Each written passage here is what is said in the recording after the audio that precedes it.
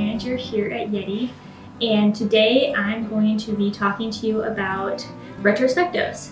So retrospectives are also known as retros, and they are meetings that teams usually hold at the end of a sprint. And the purpose of these meetings is to actually bring the team together and be able to talk candidly about things that have been going well on the project, things that maybe need some work, and things that have not been going as well on the project.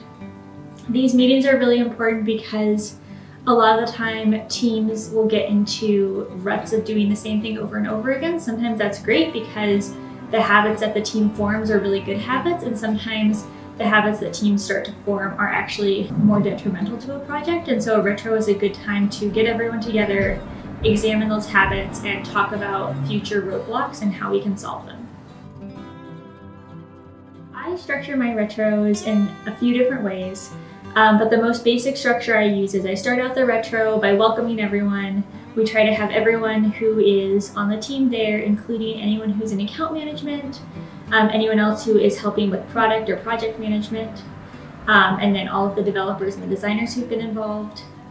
We start out by letting everyone know that this isn't a time when we're going to be pointing fingers, we're not going to be laying blame. It's really a time to actually solve problems together. So it's not anyone on the team versus anyone else on the team. It's really the whole team against a problem that we're experiencing. The next thing that I do is I give everyone Post-it notes and Sharpies, and we take about 10 minutes and the team answers the questions: what did we learn during this past period of time? What do we feel like was lacking during this past period of time? And what did we love during this past period of time? Those questions can also be things like, what was good, what was bad, what could be better? I've seen it done a lot of different ways. Next, I have each team member go up to the whiteboard and put their Post-its up and give a little bit of an explanation about what their Post-it is about. So they'll read it out and maybe give a little bit of background if needed. And we go through each category and do that. Then as a team, we group the Post-its together. So if we see any themes or if people have the same Post-its, we'll put those together. And then everyone on the team will vote on what Post-its or topics they want to talk about. Depending on the size of the team, I will usually give everyone 3 to 5 different votes that they can use. And then once everyone's voted, we pull the most voted on topics and we decide to talk about those. Then we have usually about a 10 to 12 minute discussion around each topic, and the goal of the discussion is to actually come out of it not having just talked about it, but actually having created action items that people on the team agreed to move forward with. And then we close it out by thanking everyone for being there, and sometimes we'll go with coffee afterwards, sometimes we just get back to work. But it really just depends on what you feel like your team needs at that moment. If maybe the team is feeling a little bit more down, we'll go out and get a treat, or we'll have a treat in the room with us. If people are feeling really good, it's just a congratulations and we get back to work. My 5 biggest tips for running a successful retro are do the retros often. Have them on a schedule. I like to do mine at the end of every 2-week sprint. And don't just skip them because everyone on the team is feeling really good. Do them no matter what, because a lot of the time in my experience, if you start to not do retros, things on the team start to fester. Maybe there are problems that people aren't bringing up.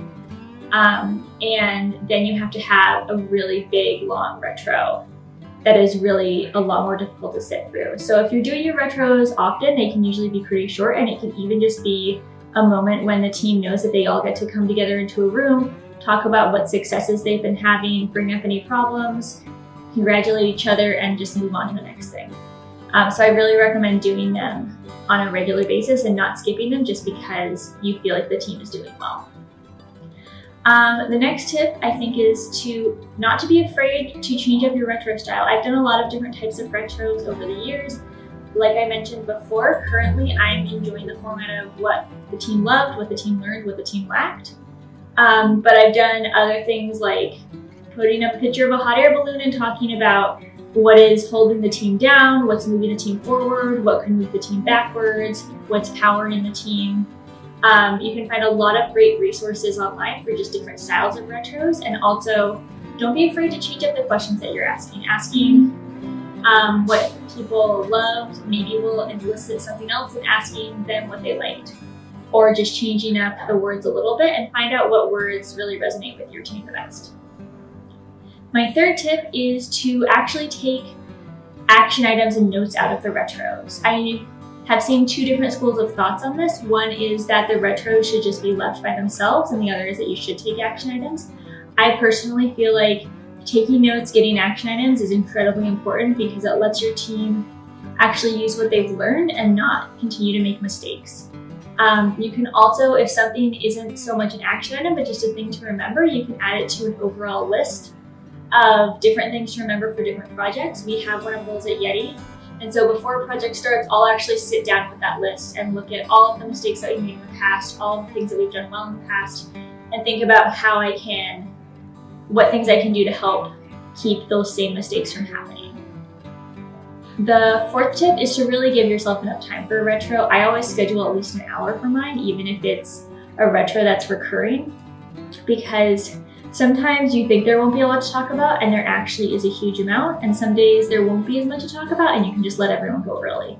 But really setting aside a good chunk of time to have that conversation, I think, is incredibly important.